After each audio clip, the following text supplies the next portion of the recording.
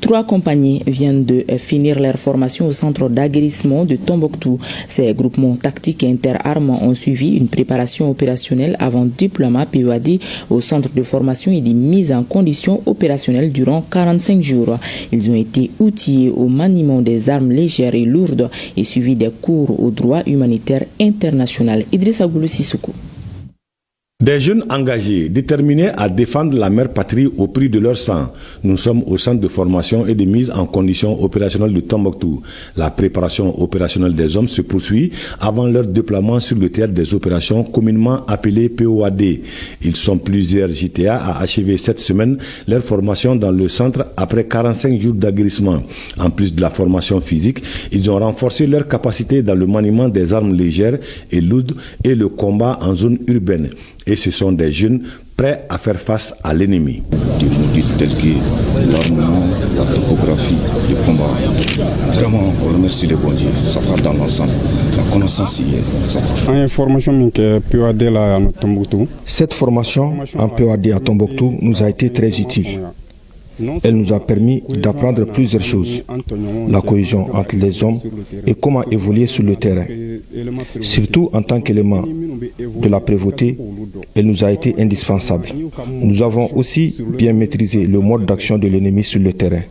Et enfin, la technique des tirs nous a permis d'avoir l'effet surprise sur l'ennemi. Nous avons formé 3 unités, les sous-GTA Troamara, les sous-GTA Kounari et les sous-GTA Niafunke. Ces unités doivent être déployées très bientôt. Donc on a eu à faire leur préparation opérationnelle avant le déploiement.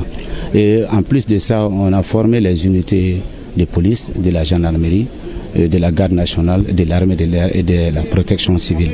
Ces unités se sont familiarisées avec les différents corps, se sont familiarisées avec les armes collectives.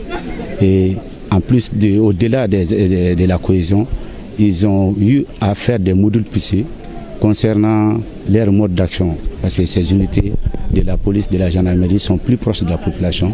Donc ils se sont familiarisés avec le combat en zone urbaine, les modules sur le sécurisme au combat et la familiarité entre les différents corps. Au terme de la formation, une démonstration de grande envergure des connaissances acquises devant les autorités régionales et militaires. Toutes choses ayant permis aux autorités politico-maliennes d'apprécier le savoir-faire des apprenants.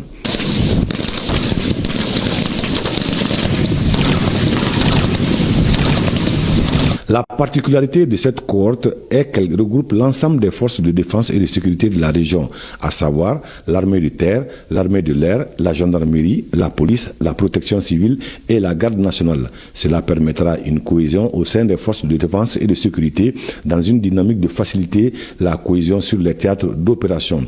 Une initiative saluée par les responsables des différentes unités. Ce que nous venons d'assister me rassure et me réconforte à plus d'un titre. Vous-même, vous avez vu les éléments qui manœuvrent main dans la main, toutes les composantes ensemble.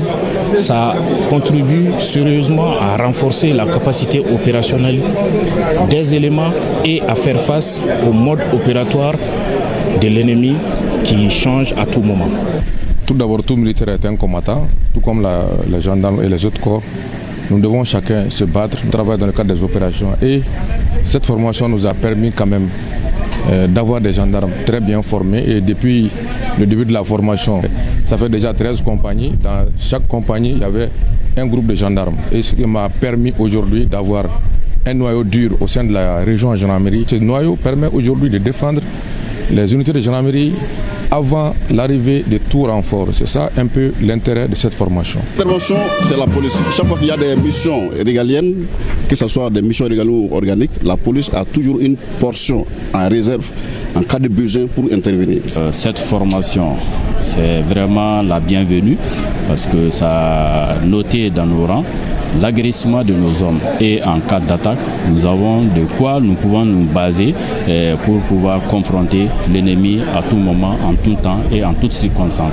Face au drapeau. Le commandant de la zone de défense numéro 5 de Tombouctou invite les jeunes à plus d'engagement dans un contexte de lutte contre le terrorisme au Mali et par-delà au sein de l'espace confédéral. Je suis entièrement satisfait et je suis très fier de la formation donnée à ces éléments. Donc pour moi, c'est le lieu d'abord de féliciter ces formateurs-là qui ne ménagent aucun effort pour la réussite de la formation. Et à notre niveau, au niveau tactique, nous allons continuer avec la pérennisation de ces formations. L'objectif étant de créer l'accoutumance au feu pour ces éléments qui sont en formation et aussi la cohésion et la confiance. Et c'est ce qui permet de relever les défis qui sont les nôtres. À côté des hommes, une image insolite s'y trouve. Il s'agit de la présence d'une chèvre. Cette présence qui n'est pourtant pas anodine. Vous avez donné un colis précieux. Ce colis doit rester avec eux durant toute la formation, quelle qu'il soit la situation. Parce qu'il y a des moments où la formation est très dure, très sérieuse. Ils doivent faire toutes les activités avec cette chèvre. Ils doivent avoir la vue sur cette chèvre à tout instant. Et nous, instructeurs aussi, nous avons le devoir de guetter cette chèvre pour pouvoir la lever. Et si la chèvre la lève, ça veut dire que la mission a foré pour les stagiaires. Voilà. Donc c'est comme si à leur sortie, tout colis précieux de l'État civil ou militaire qui sera donné sera pris en charge. Si il s'avère que la chèvre a enlevé, ils auront de sérieuses sanctions.